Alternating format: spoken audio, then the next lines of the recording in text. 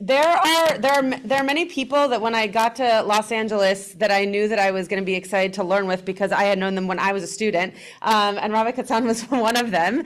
And there are a few other rabbis, but he is the first one to always say yes to any kind of partnership and to any kind of teaching. And it's just such a pleasure to work in such a large city with a plethora of Jewish communities and Jewish opportunities to have colleagues who are so interested and willing to partner. So it's a pleasure to have you here yet again. He was in this room on Shavuot with a packed house, and people loved his session. So it's really a pleasure to have you back here, and Yasher Koach in advance, yeah.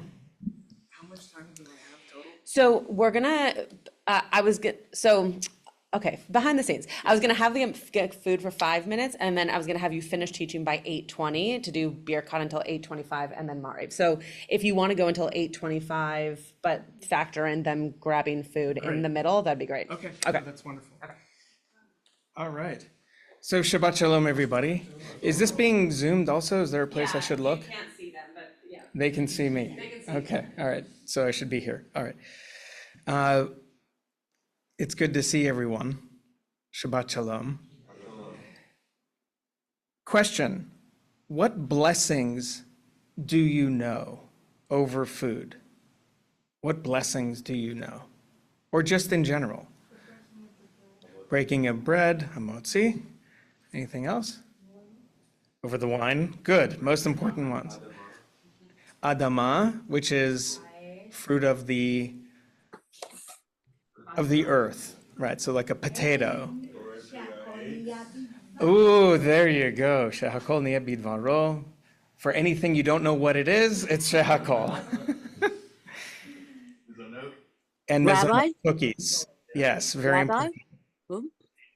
And And each eights. blessing has a special, one is for health, one is for parnasa, one is for this. That's right. Thank you. So generally we go to food, but there are many more blessings. When you meet a dear friend that you haven't seen in over a year, when you see a beautiful vista, when you see an unusually beautiful person also, which is interesting. There are blessings to try to direct our attention to what is special in that moment. And of course, there's Shehechianu, speaking of which. What is the blessing meant to do, though? Appreciate something. All right, to appreciate something. Well, aren't you going to appreciate it once you get it inside your face? We thank God for the food He is providing. That's right. We thank God. Okay, so that's etiquette. That's nice. Is the blessing meant to do anything other than that? Well, To make us aware of what we are doing and to give gratitude for what we have. beautiful. Two different things, actually. Yes. Awareness of what it is I'm about to do and appreciate, and then the gratitude that we bring forward for the pleasure or the opportunity or the life-saving quality of this moment, perhaps. Whatever the gratitude is that wells up within you should be brought to that moment. That's a beautiful, beautiful prayer. We wake up and immediately open our lips with a word of gratitude. One thing, though, that we all recognize is that the more we say something, the less we can be aware that we're saying it. And, Especially if you're using somebody else's words. especially if you're using somebody else's words and possibly even our own. I don't know, maybe. I haven't written my own liturgical poetry to test it, but knowing myself, probably after a while. And which, by the way, is part of the mechanism of what helps mantra meditations work. I do a Jewish meditation, but I started off with transcendental meditation. Anybody ever do transcendental? Yeah. The one most important teaching they have there in instruction is you repeat the mantra and gently, and if you notice that you're off it, just come back to it. That's the instruction. Just come back to the mantra. And what happens is the more you say something, the more you let go of your attention to saying it, and then it kind of disappears. And hopefully there's an experience of transcendence, of letting go, of peace, and a lot more. So we have a plethora of mantras in Judaism, and blessings are among them. What they're meant to do, I think, is to help us be more fully absorbed in the thing we're about to do that we're blessing over, lighting candles, etc. And so I thought we would look at a text to give us just an entree into this world of the idea of, when we say mindfulness, we're trying to fill our mind with what we're paying attention to. And being mindful can be a little bit different from our attention. We're all familiar with the word kavanah, or many of us are familiar with the word kavanah. What does the word kavanah mean? Intention. I'd like to suggest that to have kavanah, one also needs attention. Without attention, there can be no real intention. And we're living in a world now which is so incredibly distracted, so overstimulated. Just the fact that we have a smartphone on the table, this has been measured, means that the people at that meal will have a less happy experience just by its presence there. Because our attention is, even if it's quiet and in the background, is somebody calling me? Is something going to interrupt? Is something happening? And especially for the Jewish community now, since October 7th, we're on high alert, but we're not able to attend as easily. So we need to maybe find ways to be more intentional in where we direct our attention. Put devices in their ears and they can't even hear. You can be shouting for help and they can't even hear you because they have these devices in your ear and they're. And I'll tell you, we have one of the most distracting devices in our heads. It's called our brains. That's bad enough. And then there's so much more, right? So we have a tradition that offers some beautiful techniques to evade the pit holes, the potholes of living a more, I would say, fully experienced life. If we look at Mishnah Brachot, this is the earliest mention of what we might call mindfulness in the rabbinic tradition. Would somebody care to read it? We'll go through it really quickly. Yes, please. Okay. Okay, please. Just whoever's going to read it has to use a microphone, Oh, just because of the people on Zoom. yeah. Can you do it? Do you mind? Yeah, I can do it. You don't have to Okay, hold it so close, you just. okay, Mishnah Berachot. One may only stand and begin to pray from an approach of gravity and submission, mindful focus. There is a tradition that the early generations of pious men would meditate 1 hour in order to reach the solemn frame of mindfulness appropriate for prayer, and then pray so that they would focus their hearts toward God. Standing in prayer is standing before God, and as such, even if the king greets him, he should not respond to him. And even if a snake is wrapped on his heel, he should not interrupt his prayer. Thank you. Okay, so what's the suggestion? of the Mishnah about prayer. Mindfulness is something that's gotten a lot of attention these days. Right, so let's look at what is this Mishnah saying about that? Okay, it's part of submission. Yeah, Yes, oh, I'm sorry, Alan, yes. That's all right. What we're really talking about here is one has to be ready for prayer. And I just shared this Friday night. It's something that I learned that I think is spot on here. Is that before we pray, we have to be mukhan. We have to get ready. We have to prepare ourselves. It's only if we're prepared that we can then pray with kavanah. That's right. Intention.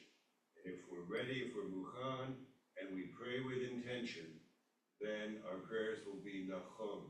They'll be correct. And mukhan, kavanah, and nachon are all from the same shorish, kaf, vav, nun. That's right. It's all interconnected. To have meaningful prayer, we have to be focused, to be in, to have kavanah, and to have our prayers be. That's right. And a shorthand for that is that you have proper attention. Because we can pay attention. Okay, I'm about to daven mincha. Hurry up. Okay. Stop what you're doing. Now daven mincha. You start the process of attention. The example here of the Hasidim Rishonim is that they would sit in attention for an hour and then daven mincha. Now, what's wonderful about so much of our tradition is that it can propose an ideal and give you examples of what the ideal looks like. And it's something to reach for. We shouldn't think, if I don't do that, that I'm less than. What is probably true, no matter what, though, is that if you don't do that, your experience will be less than what they experienced. Okay. However, what is there to be gained by being more fully, and as the language is, present in the moment of prayer, present in the moment of being with another person, present in the moment that you're about to eat? My favorite teachings from a Buddhist teacher was, when you're hungry, it's a signal to eat and you look forward to eating. But then what happens is you put food in your mouth, and the next thing you're doing is thinking about the next bite of food that's going to go in your mouth, and not even the food that's already in your mouth. We're missing the experience that we've just achieved, right? So it's not to say, oh, you fail at life. It's to say that this is part of a natural, it's a natural part of our existence. But we can intend to bring more attention and a more fulfilling experience. It also means that we will be more present and miss less. And in that, there's a lot of value. For those of us who study Torah and spend a lot of time on one text, I've studied this so many times, and then year after year, something new comes out that you weren't sensitive to before. It's a beautiful opportunity to have even just a moment of elevated experience. So I thought we would do an exercise with a wedge of orange. I'll cut them up. Now I know how many we have. And here's the exercise. I betray it there at the bottom. I'll talk it through first. We're going to spend 10 minutes in the process. We're going to take 10 minutes to eat a wedge of orange. The first 5 minutes is going to be spent just looking at the wedge of orange, attending to it, just looking at it. I will call 5 minutes. I'll call every minute, but then after 5 minutes, I'll say, you can now begin the process of eating, but I ask that you not finish it until the second 5 minutes is done. It's up to you when you start to eat it after 5 minutes. Okay? Like being on a treadmill, time's gonna go by very slowly. Well, we'll talk about that, okay? So we have until 8:20, did you say? Okay, good. So it's only 8 o'clock? 10 minutes? Perfect. I'm gonna need just a minute to cut those up, and then I'll pass it around. Now, the question is, when do you say the bracha? Should you say it before we start? Should you say it just as you're about to eat? I'll leave that up to you, whatever you're comfortable with. While you're cutting, should I have them get other food to eat after you're done with the orange? It might, Kill two birds with one stone. I'm concerned it might be a distraction, but then again, I'll leave it up to you. I'll leave it up to you. I don't want to hold people for too long, so maybe it's not a bad idea. Not to eat, but just, okay, I'll explain. Okay, so we're gonna do Rabbi Katzan's, we're not going to eat yet, but if you would like to, while he's cutting the fruit, get food to have in front of you so that after this exercise, you can eat the food that you have in front of you, feel free. If it's gonna be a distraction, then don't get it now and you'll get it later. But I'm trying to kill multiple birds with one stone, in case you'll feel like you're missing the Torah after the orange exercise. To do whatever you want. And Rabbi Katzan, I'm gonna ask a question while you're cutting, but please be careful. We're gonna look at the orange silently for 5 minutes, correct? Yes.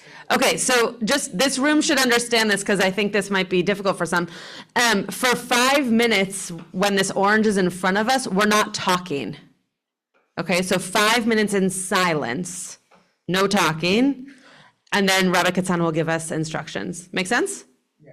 Okay, great. Well, I'm looking forward to this.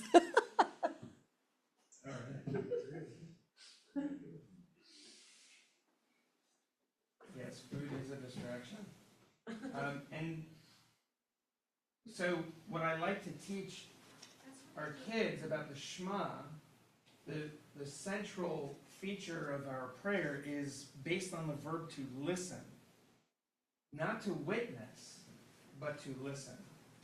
And when we listen, when we say the Shema, we cover our eyes so that our senses are focused on our ears. And when we are able to do that, thank you. When we're able to do that, it's incredible what we notice when we don't have our sight, when we're paying attention to our ears. It's incredible what we notice in the world that was always there, we hadn't paid attention to it. My hope is that by turning that a little bit on its head, we can witness with our eyes You're going to be tortured. It's good, you should. something that we might otherwise have missed. You should be, this is good for you. Good person. There you go. See, that's it? Yeah. Okay, beautiful. So, for those of you who, and by the way, thank you for A, having me, B, tolerating this very peculiar request, okay? I've done this for many years and with all demographic groups, and it's always something cool for most people, okay? So, I will keep time. It's now 8:03. If you want to say the bracha, Borei Pri Ha'etz, beforehand, please. The first 5 minutes, just looking at, you of course may touch it and so forth, but please don't eat it until we're done with the 10 minutes. After 5 minutes, you can begin the process of eating. So with that, I welcome you to your orange and go.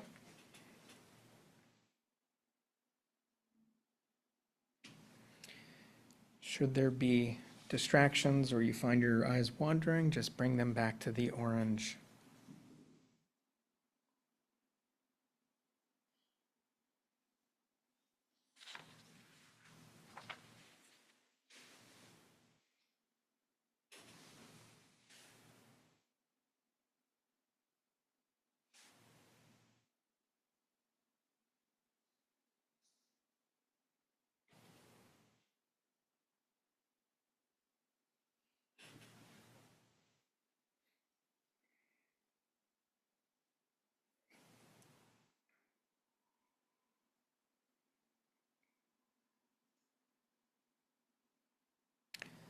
Should you find your eyes wandering, just bring them back to the orange.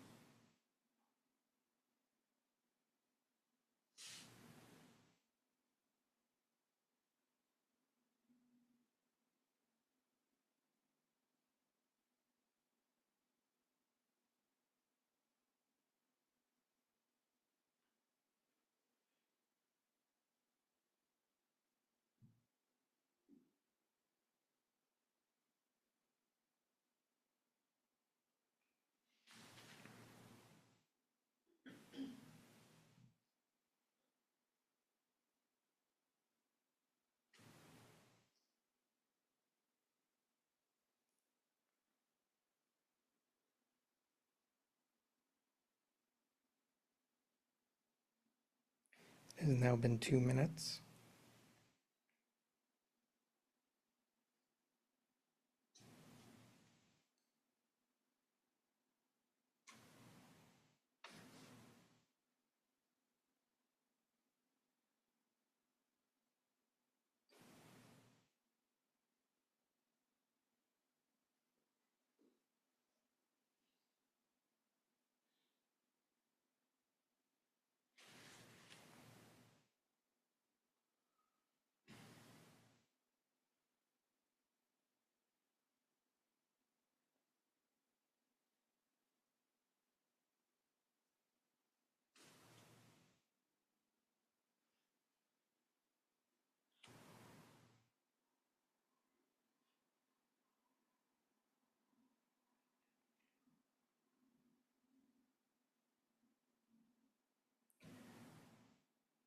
Three minutes.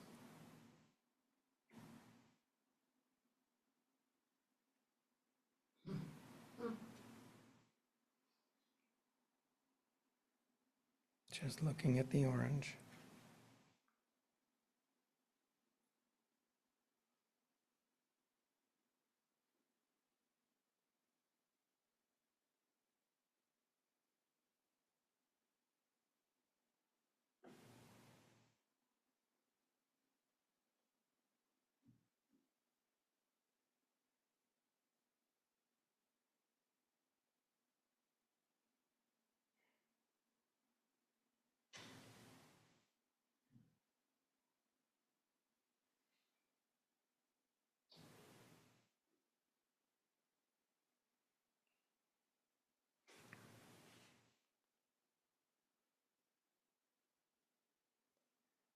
Four minutes.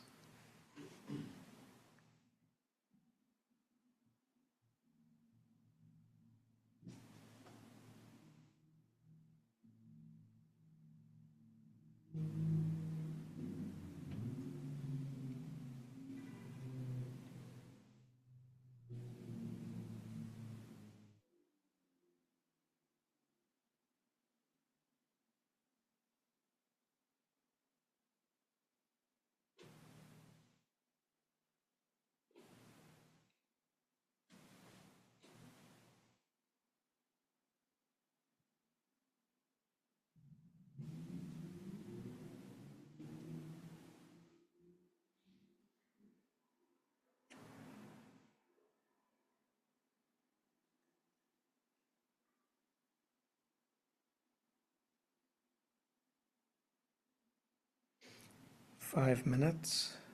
You may now begin the process of eating if you like, but keep your attention strictly on the orange.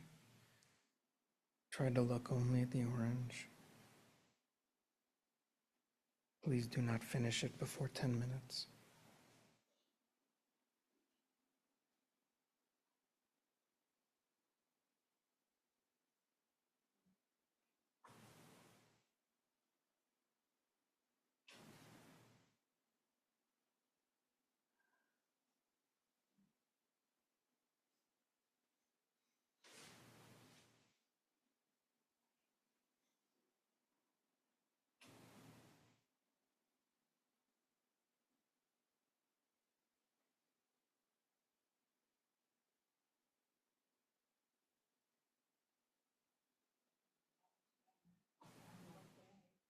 6 minutes.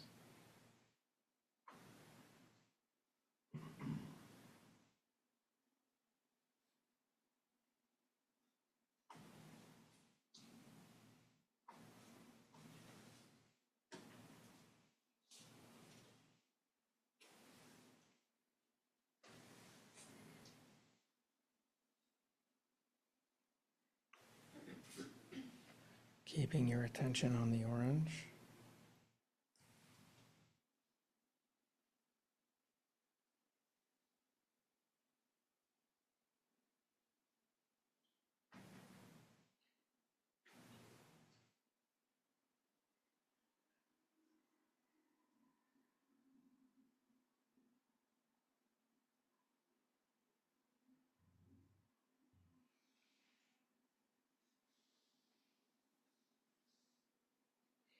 Seven minutes.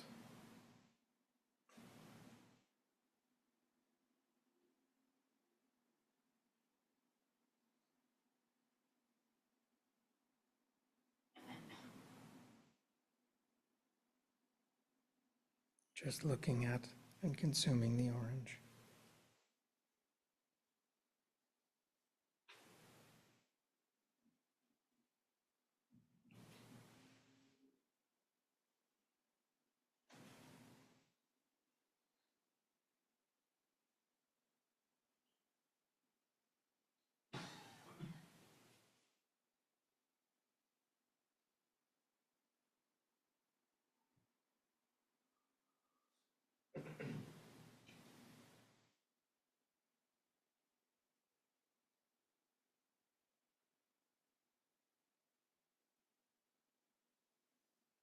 Eight minutes.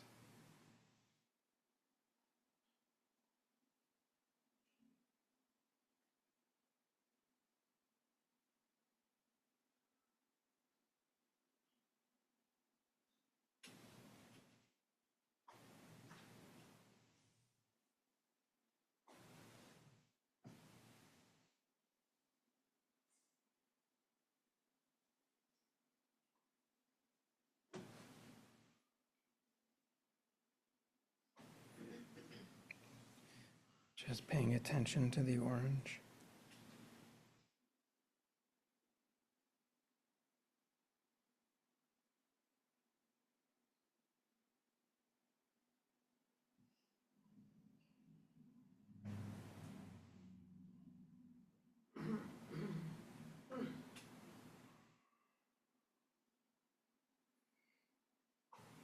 Nine minutes.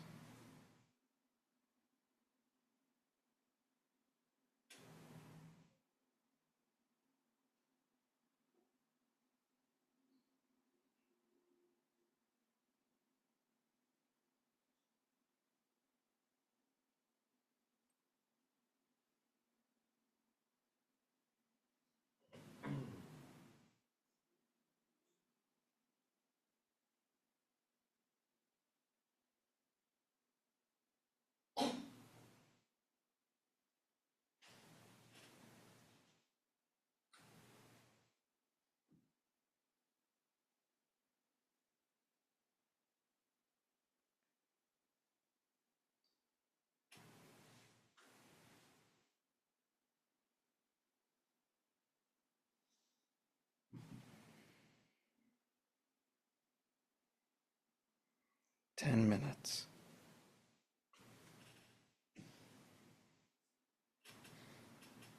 This is the holiest piece of orange I ever eaten. Is it the orange that is now more holy, or is it you? האם זה התפוז או אם זה את? אני לא מבינה. מה יותר קדוש? עכשיו, ברגע הזה, התפוז או את? מפני שעשית את התרגיל הזה. אני חושבת שאני, אבל זה אני. יכול להיות. Reflections? Yeah, please. Yeah, I can. Well, I went to myself because I'm painter, writer, and I have never seen all the little grains which is there. So first I dissected it for art, the color, the form. Beautiful. And then, as an author, I can write like, I think when we cut the orange, the layers we just cut, the juice comes out, it looks like perspiring. So maybe that has a meaning, I don't know. I mean, we can make so many things, but I believe we don't have the time to meditate for 1 hour to pray. When we say the Barachot, it's already, we have said everything.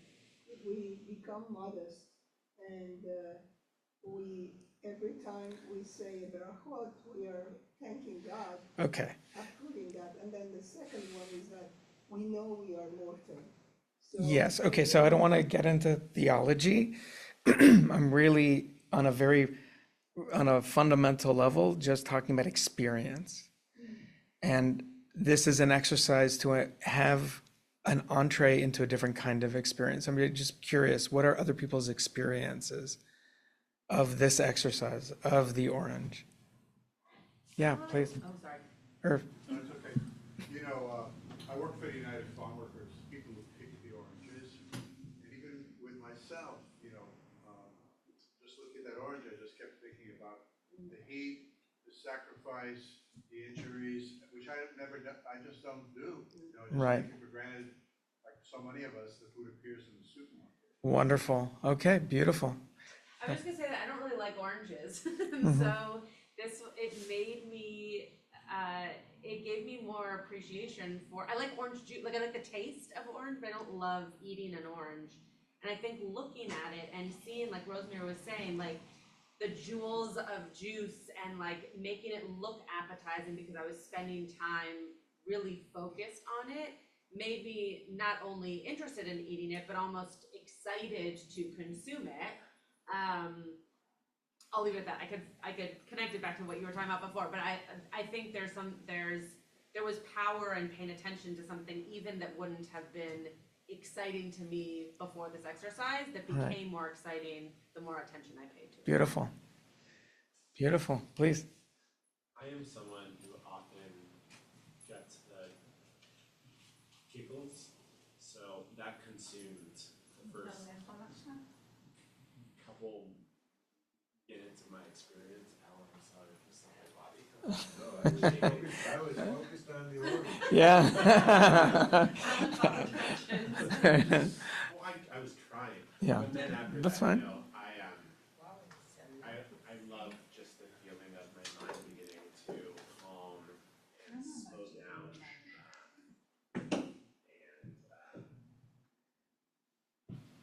You know, one of the essays that I wrote in applying to Ziegler included a piece about how there was an academic work about if you take MRI scans of brains for people over a period of time who meditate, their brains change in all kinds of ways. Yes. In like healthy ways. And I would imagine the same types of changes could occur in prayer, right? For people who pray multiple times a day, every day, or whatever. Yes. This could only, you know,